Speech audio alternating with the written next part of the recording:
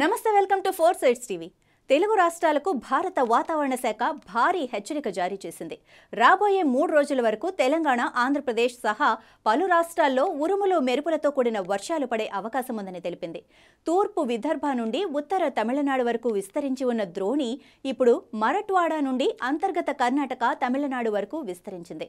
ఫలితంగా మార్చి 20 వరకు మధ్య తెలంగాణ, కోస్తా ఆంధ్రప్రదేశ్, యానాంలో తేలికపాటి వర్షాలు కురిసే అవకాశం ఉందని తెలిపింది.